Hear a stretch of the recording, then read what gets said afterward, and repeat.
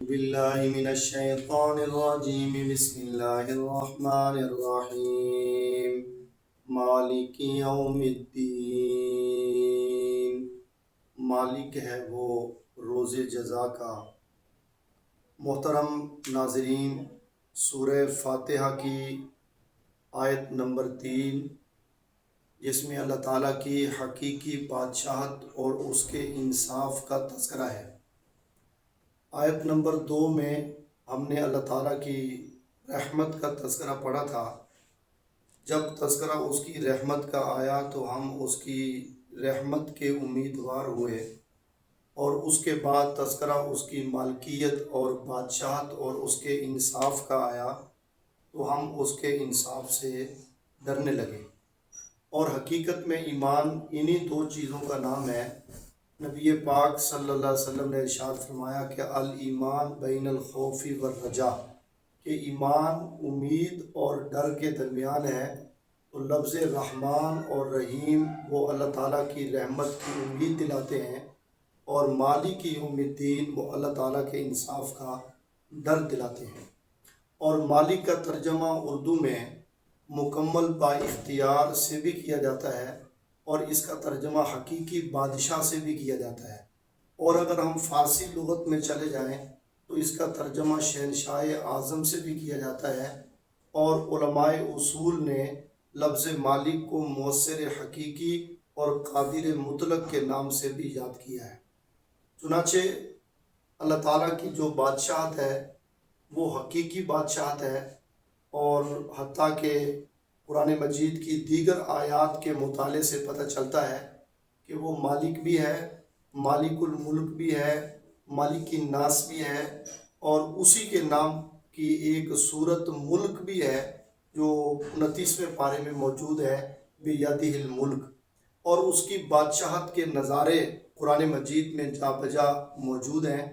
ارشاد فرمایا کہ اس کے ارادے کا نام وجود ہے، اس کا منشا اور اس کی مرضی پوری ہو کے رہتی ہے، اس کے فیصلوں کے آگے کوئی مزاحمتی قوت نہیں ہے جو اس کے فیصلہ نہ ہونے کے اندر رکاوٹ بن جائے۔ اور اللہ تعالیٰ کی گرفت اس کی بنی ہوئی کائنات پر اس قدر مضبوط ہے کہ کوئی درخت کا پتا گرنا تو دور کی بات ہے، اس کی اجازت کے بغیر حرکت نہیں کر سکتا۔ اور اگر اللہ تعالیٰ کی ذات کا اذن اور اس کی اجازت شامل حال نہ ہو تو دنیا کی کوئی چیز اپنی ذات میں نہ نفع دے سکتی ہے اور نہ نقصان دے سکتی ہے۔ چنانچہ اس کی بادشاہت کا یہ تقاضا ہے کہ جو ہمارا مکمل نتیجہ ہے وہ اللہ تعالیٰ کے اپنے اختیار میں ہے، اور وہ قیامت والے دن ہمارے نیکی اور بدی کے مکمل نتائج اللہ تعالیٰ دیں گے۔ اگر اس کی طرف سے اجازت نہ ہو تو نبی بھی سفارش نہ کریں گے، اگر اس کی طرف سے اجازت ہو جائے تو پھر اللہ تعالیٰ کی اجازت سے انبیاء، اولیاء، حفاظ جو ہے وہ اللہ کی بارگاہ کے اندر سفارش کریں گے۔ اور پھر اس کے مالک کے بعد جو دوسرا لفظ ہے کہ وہ روز جزا کا مالک ہے۔ قیامت کے دن کا واقع ہونا یہ اس کے انصاف کا تقاضا ہے کہ ہم دنیا میں دیکھتے ہیں کہ لوگ ایک جیسے نہیں ہیں، کافر بھی ہیں، مسلم بھی ہیں، اور فرما بردار بھی ہیں، نافرمان بھی ہیں، ظالم بھی ہیں، مظلوم بھی ہیں، مخلص بھی ہیں، منافق بھی ہیں۔ اور چنانچہ کہتے ہیں کہ یزید و بایزید دونوں قسم کے لوگ دنیا کے اندر رہتے ہیں، اور یہ کیسے ہو سکتا ہے؟ اس کے انصاف سے یہ بات بہت بعید ہے کہ مرنے کے بعد یزید و بایزید وہ سب ایک صف کے اندر کھڑے ہو جائیں۔ چنانچہ امام آلوسی البغدادی الحنفی نے اس آیت کی تفسیر میں نبی پاک صلی اللہ علیہ وسلم کی ایک حدیث نقل کی ہے، اور بڑی دلچسپ حدیث ہے۔ ارشاد فرمایا کہ البر لا ینسا، البر لا یبلا، کہ جو نیکی ہے وہ بوسیدہ نہیں ہوتی، والاسم لا ینسا، اور جو گناہ ہے وہ بھلائے جانے کی چیز نہیں ہے۔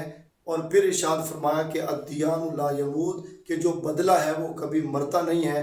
فَكُنْ كَمَا شِئْتَ كَمَا تُدِينُ تُدَانُ، میں تو جیسے چاہے زندگی گزار، لیکن ایک بات کو یاد رکھ کہ جو جیسی کرنی ویسی بھرنی، نہ مانے تو مر کے دیکھ، جو دنیا میں بویا جائے گا اسی کی فصل جو ہے وہ آخرت میں کاٹی جائے گی۔ تو اللہ تعالیٰ اس انداز کے اندر جو ہے وہ روز جزا کے مالک ہیں۔ اللہ تعالیٰ ہمیں ایمان کی جو حقیقی جھلک ہے کہ اس کی رحمت آئے تو امید نصیب فرمائے، اور اگر اس کی بادشاہت اور انصاف کا تذکرہ ہو تو اس کا ڈر نصیب فرمائے. ہماری نئی